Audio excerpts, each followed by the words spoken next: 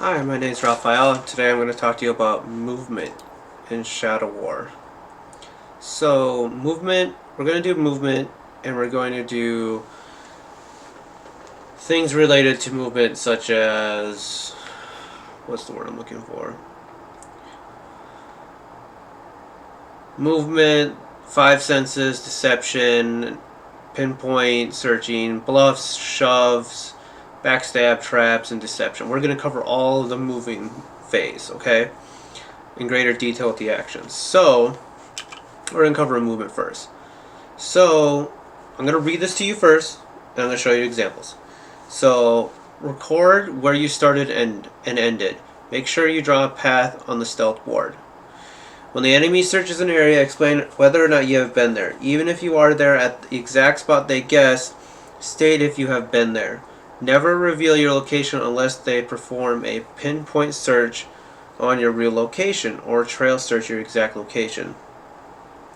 When the enemy is blindly searching, you always just reveal your trail and when you are going and where you are going based on how many spaces they have searched.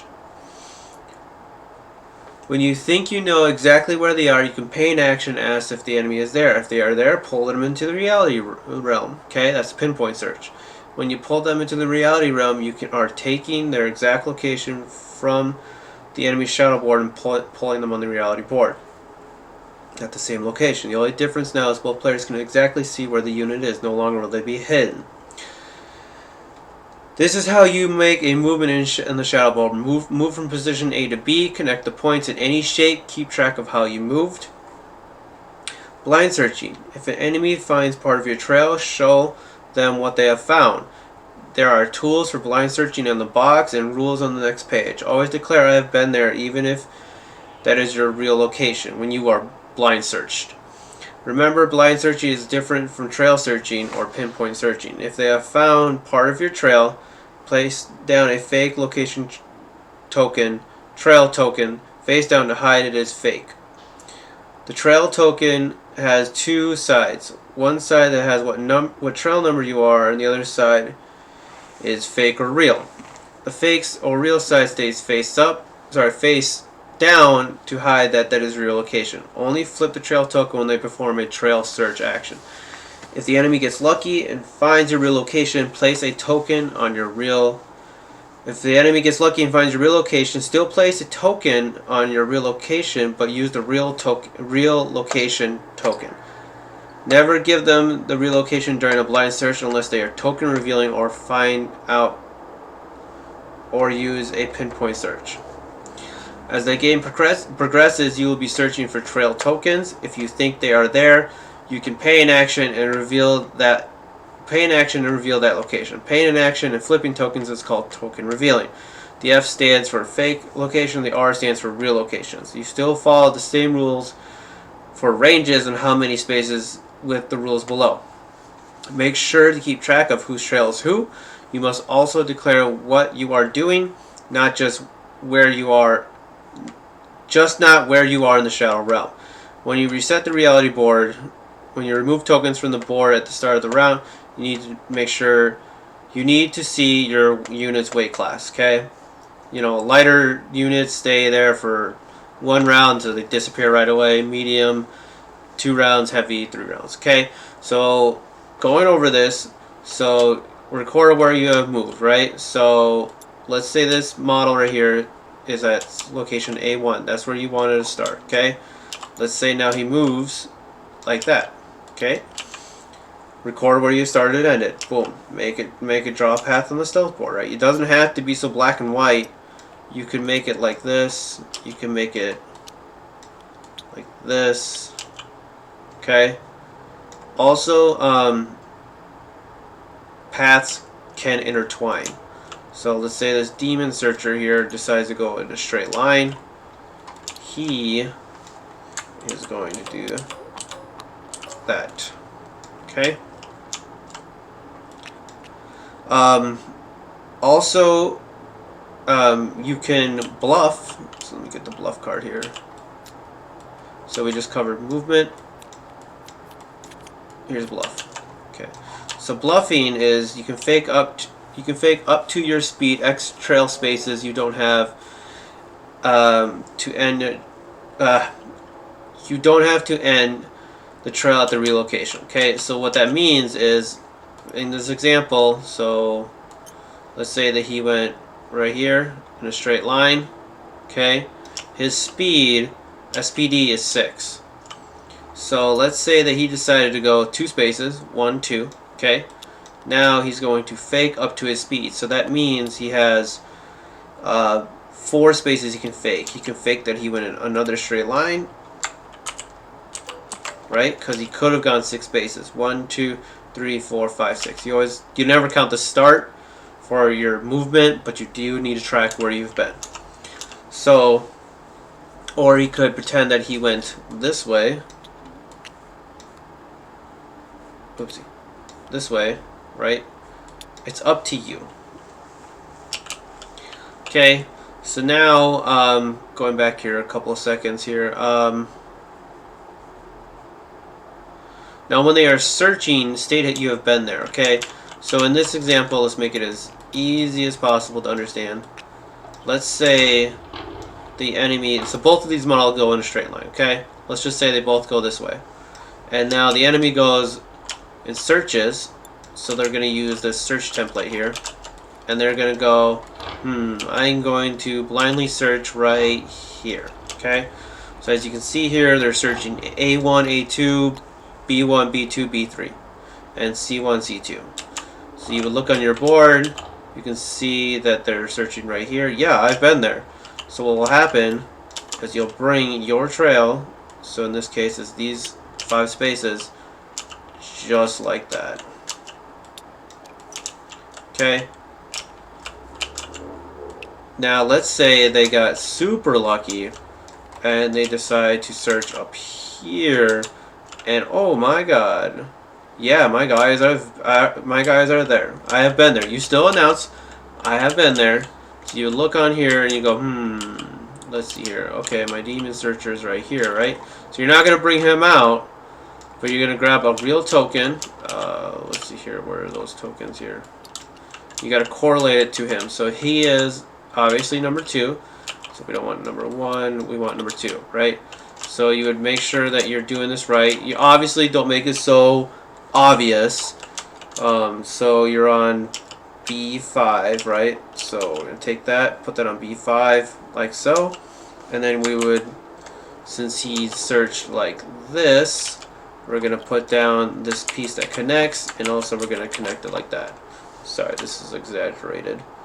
But as you can see here now, this is what he's done with his 2 action economy points. He's searched twice, and this is what he's found. Okay, so now he's going to use this token here, this searching template here again. He's going to search these 5 spaces and see if you're there. This is called trail searching, right? You are there. So now he pulls you into reality, okay?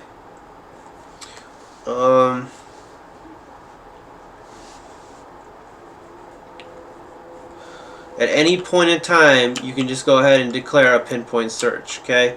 So when you do this, you basically go, it's kind of like a blind search. You just randomly pick a random space and go, are you there? And if they are, you're lucky. If you're not, you don't gain anything except if they are there. You don't get like a trail bonus or anything like that. Let's see here.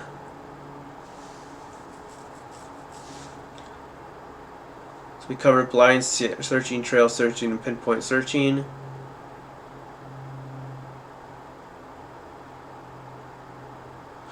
Make sure you keep track of whose is who. You know, the 2s belong to this demon searcher model here. The ones that belong to Ben over here, Ben Gorgon. So what will happen is at the end of the round, at the start of the next round, you're going to remove these tokens if your weight class says so. So, for example, I know Ben, he's a heavy. So, how long does my trail last? For 3 rounds. So, this is staying on here. This demon searcher over here, he's light. 1 turn. So, then this would disappear just like so. Alright. So, now we're going to go into the 5 senses. So, So the five senses are touch, smell, taste, hearing, sight. Okay. Touch is how close they are to you. Smell connects the enemy's path. Taste finds out what the enemy is. Hearing searches on your turn and enemy's turn. Sight is how far you can see. Okay. Each sense can be viewed as a fighting style. Touch is like combat. You know, you're searching. All these are in different. What's the word I'm looking for? Zones and rooms. As you can see, this one's like a greenish one. This one's a blackish, gray. Some white ones. So touch is searching these rooms, right? These 9 spaces. So it's close combat. You have to go up and touch it. That's called contact. You're contacting the area. Sight can be viewed as a range attack. You know, you're looking out. That's distance. You're searching with distance there. You don't have to be on the space or in the area.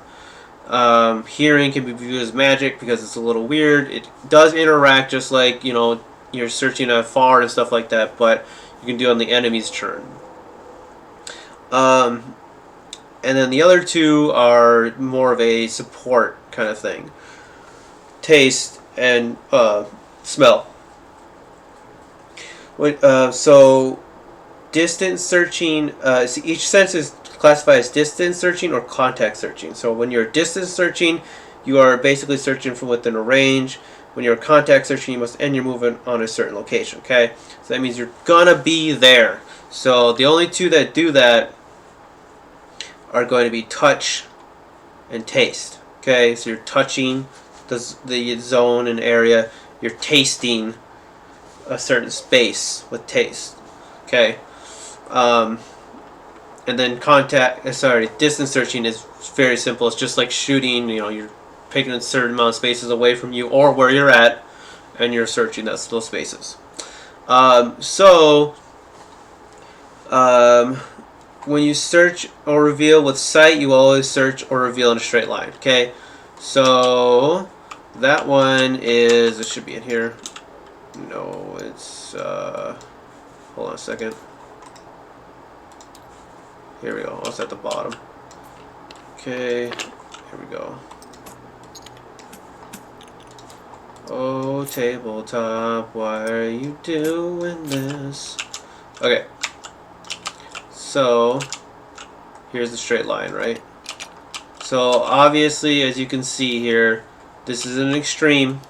This is the best case scenario. So you can see here, all these different levels tell you how many spaces you're searching, right? If you're a level 1 sight dude, you're using 1 space search. Level 2 guy, you're searching 7 spaces. Level 3 guy, then you're using this big old tool here and searching 9 spaces, right? It has to be in a straight line, so it has to be like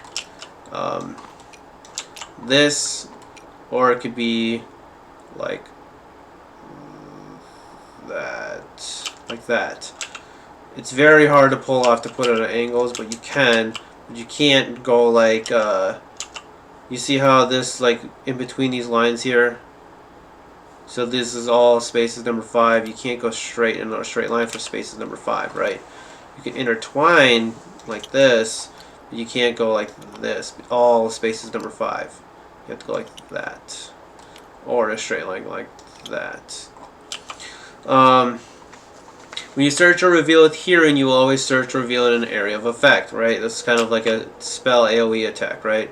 So that's typically used with this one right here. You know, you search for X amount of spaces and you're distance searching, so same thing as sight, you can push it out at a range of 1, 10, or 5. And it always has to be wholly within your range, all the spaces you're searching. And you go, oh, are you here? You know, level 9, you know, you're using this one because this is 9 spaces. Just like that, right? Alright. Okay.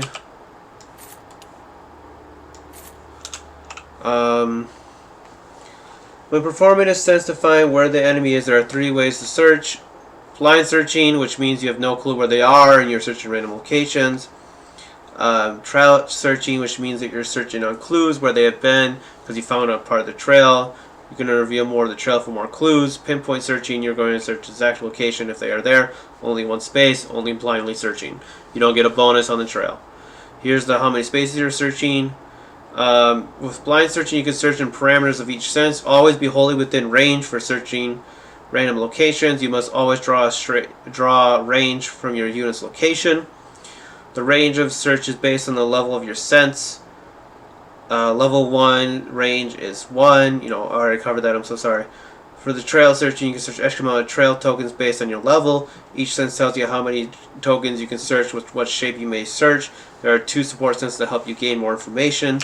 So I did show you in this example, like, we did have this demon searcher on B5. And the way you read the board is everything behind this orange line is 1, everything behind the green line is 2, everything behind the red line is 3, all behind the blue is 4, etc. So again, just to show you one more time, if I search in a straight line, I could search all these spaces. This is going to be, I have to decide, am I searching blindly for these X spaces up here, or over here again for another trail, because you can't affect multiple trails, or am I searching just these trail tokens? And if so, then I get to flip them because they're within my range.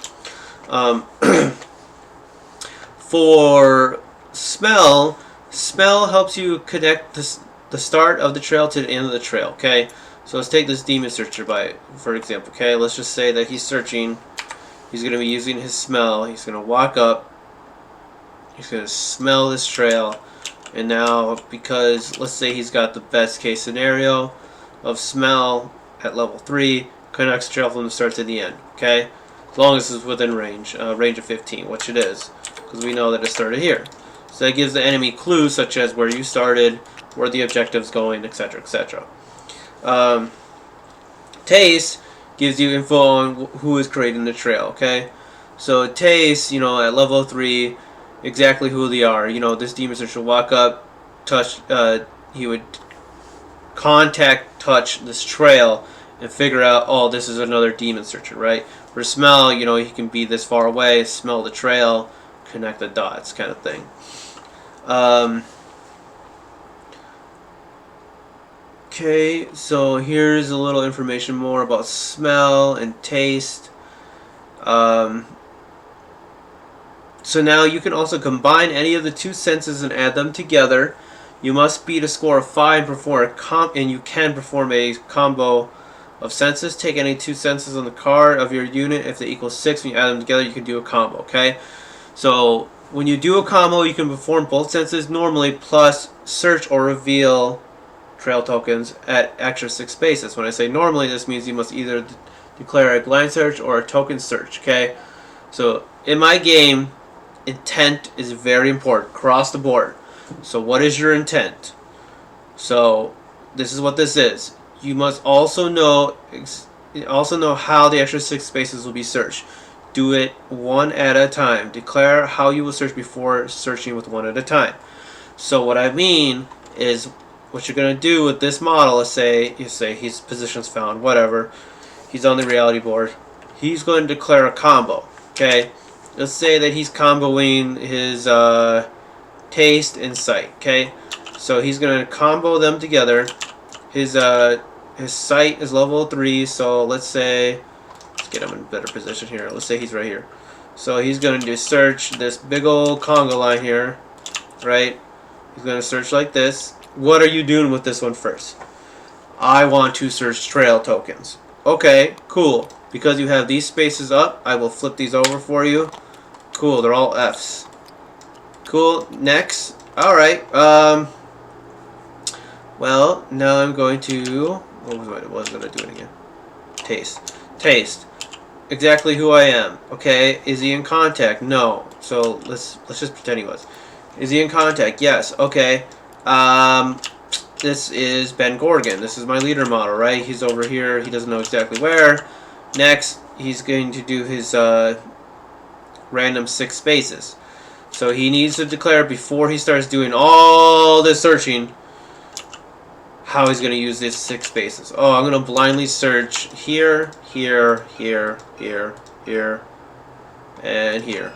And it's got to be within his range for his sight, which is 15, in a straight line. So it's going to be like this. 1, 2, 3, 4, 5, 6. Yep, just like that. Or he could do it like this. He doesn't have to be in a straight line. He can choose any 6 that are within his range of level 3, which is 15. So if he really wanted to, he could push it out here, or whatever. But he's going to search blindly those spaces, and he's going to find out more information, yada yada. So comboing will take 2 action economy points to do. Alright, let's see here. Let's go back to the phases here, make sure I'm covering everything. Senses, deception, attack, pinpoint, search. Okay, so deception attack. So everything in this game reveals your last known location except moving and searching. So those two you don't have to worry about it, right? As you're moving around the board, you don't have to do your last known location. But in the, let's say that,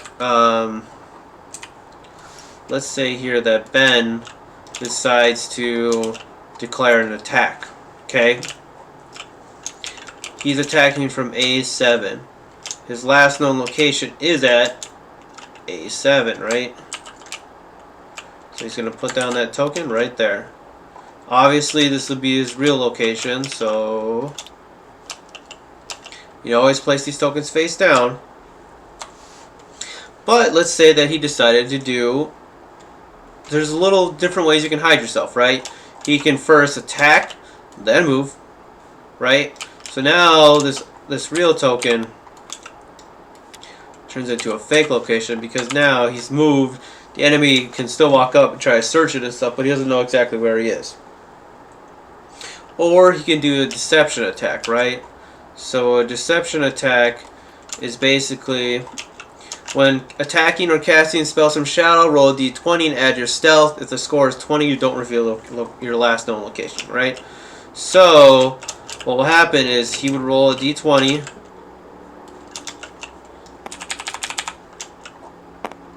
$19 plus his stealth of STL3. All these acronyms have definitions on the player support board as well.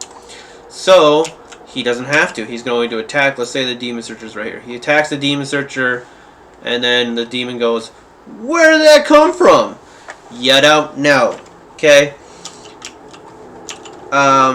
This costs 1 action economy point. We did pinpoint search bluff. We talked about bluff, but as a quick recap here, bluffing is up to your speed. So if Gorgon moves 2 spaces, you know, he can bluff up to additional 4 because his speed is 6, right? Let's see, what else did I need to cover here? Shove and fall. Okay. Okay, so everything in this game, everybody battles on the reality board except spellcasters, and we're not talking about spells right now. So to shove, let's say that Ben here, obviously he's lucky, and this guy's here is in his position to show. Let's say he's back at A7 or whatever. Okay, so he's going to, A6. I'm sorry, A6. He's going to shove this guy. Okay, so what will happen is you'll roll a d20. High roll wins, obviously, and then the other guy would roll, so he doesn't get to be shoved, right? He's just not gonna. He's not gonna take it. Ben could have been over here as well to shove. Obviously, because he's performing a shove action, he's going to reveal his last known location, unless he performs a stealth attack, right? So if he did succeed, let's say he gets a 20, right? Then what will happen is you get to move them 1 space away. Okay? And then you deal 1d6 damage. Now, let's bring it up a notch. Let's say that there's this tower right here, okay? And let's say that Ben and him are on the same elevation. So Ben's going to try to shove him, right? And let's say that he does successfully do it. Now what will happen is this guy will be shoved. Not only shoved, but he's going to take fall damage as well. So he's going to take this plus this. And if it was taller than 3 inches, like a little 6, 9, you're going to add more d6s onto it. Now there's also collisions in this game. So if collisions is an ongoing thing that can happen at any time. So like if, for example, this cleric was here, Ben would shove him into the cleric and him would take d6 damage because units moved into a space by shove or fall to have as an enemy unit and or terrain that has an enemy unit and or terrain deal 1d6 damage to both. Okay, so both of them are going to take 1d6 damage. You can't end any model's position on top of another model in the reality realm, so you would have to choose another location within one space. So you go boom, boom, right? Okay, so that covers the movement and searching phase in Shadow War. Oh, I'm so sorry. Backstab, defense. Okay, so defensive player. So let's say here that defensive player, he is going to try to do backstab. Okay, so backstab is, let's say this cleric here decides to leave engagement range. Engagement range is if the enemy is within one space in close combat of the enemy. So this wouldn't be engagement range of Ben here because he's too far away. But if he was here and decides to leave, Ben, as a defending player's turn, you can pop this. Backstab means that he gets attack in close combat with his close combat weapon. So he's going to roll 3 attacks. It's always 3. He rolled a hit. You follow the same procedures for attacking, right?